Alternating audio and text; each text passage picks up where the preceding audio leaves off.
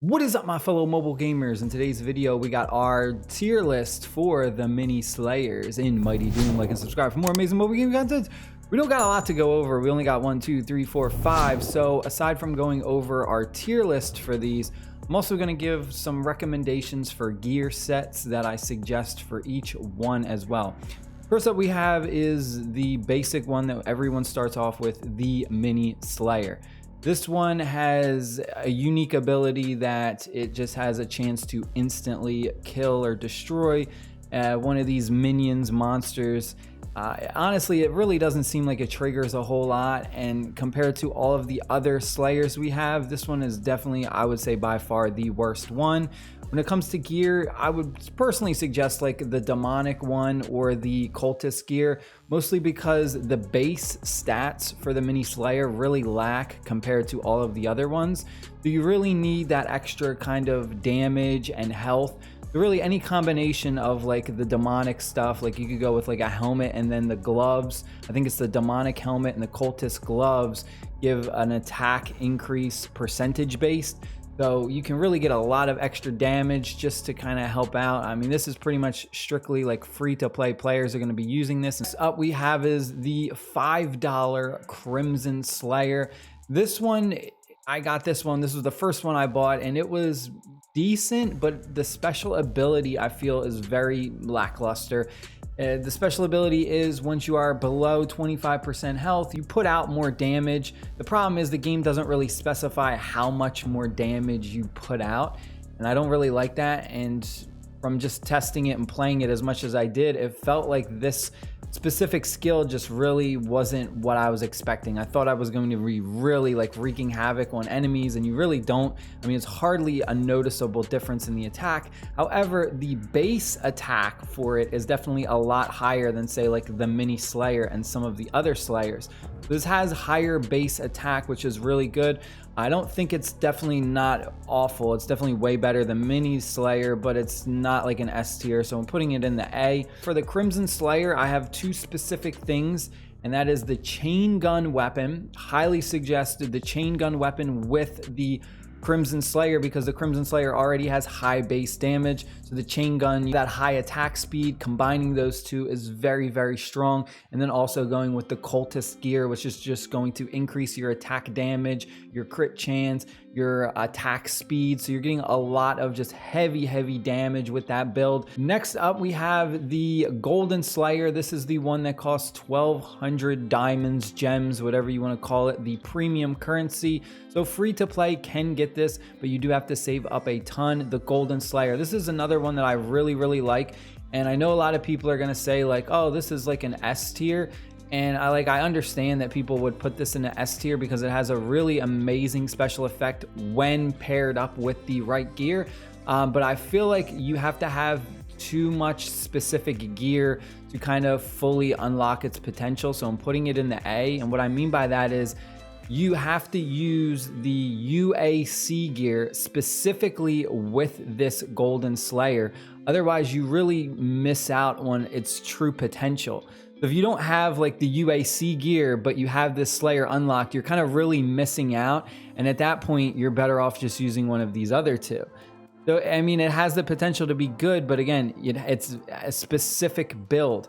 So the whole thing with this idea is you're going to throw on all UAC gear because it goes ahead and it increases stats based on how often you pretty much use your secondary weapon. So every time you go ahead and you use your secondary weapon, you get a variety of different stat boosts like increase attack, increase melee resistance. The special ability for the Golden Slayer is the fact that every time you kill or destroy an enemy, you have the potential to instantly get a cooldown, a refreshed cooldown for your secondary. So you can really start to kind of pump out that secondary weapon a lot more than the other Slayers. And then you're getting double benefits because you're using that UAC gear that's benefiting and constantly increasing your stats. I think it's an amazing Slayer, like I said, but if you don't have that gear, it's not as good as it could be.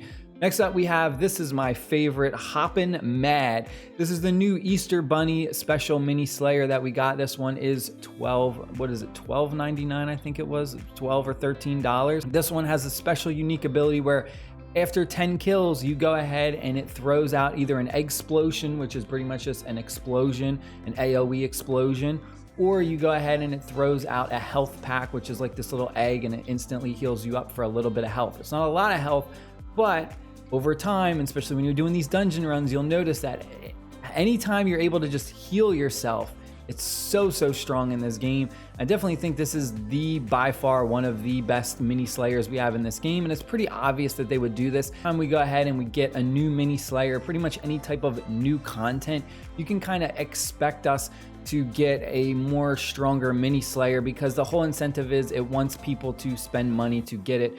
So it's not a surprise that this one was going to be by far one of the best in the game, because it does have the higher price tag on it.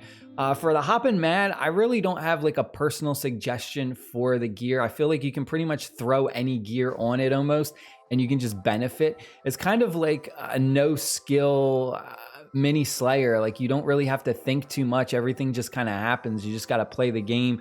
I've been using a combination of the demonic, the cultist, and the exalt. And then finally, the last one we have is the classic slayer. This is the $9.99 price tag, the $10 one. This one has a special ability where after you take damage, you basically become invincible for a short time, so nullifying any damage you take after that. Honestly, this is such a good, amazing ability. We're putting it in the S. This is another one where pretty much any skill level of a player can just benefit from it. Like, you don't have to be a good skill player. You don't have to have some crazy build. Like, you can literally just throw any type of gear on there for this one, because the special ability is just so good, and it's constantly going to block damage for you, and it's just going to keep your survivability up higher. It also does have a higher base health than some of the other ones, but it also does have lower damage as well. Classic Slayer, I like to use the Exalt gear, and that's strictly because it's more of like an aggressive build towards taking down bosses. You get the boss damage increase, you get stuff like health increase, and it just kind of makes it so that you can be a lot more careless with your movement, and it's almost like easy mode, because a lot of the times you don't have to struggle so hard trying to dodge everything, because you already have so much health. You're going to be constantly like just absorbing damage from his special ability, so it's a lot easier. This is basically like for new players to just kind of walk through almost. Quick announcement before I end the video, I just want to mention that like at this point, I don't know how much longer I'm going to make videos on this game, because it feels like there's just nothing else to really talk about. I'm almost about to beat chapter 7, so I only have 2 chapters left, and after that it's kind of like there's nothing really to do in the game. And that's one of the sad things, is this game really lacks content, and there's just really not a lot more I can really talk about until we get new content. Maybe once we get season 2, we get some more stuff, and maybe I'll make some more videos about that. But for as of right now, I don't really have any more videos planned for this game, because there just isn't anything to really talk about. That's pretty much it. Stay happy, stay safe. I'll see y'all later. Peace.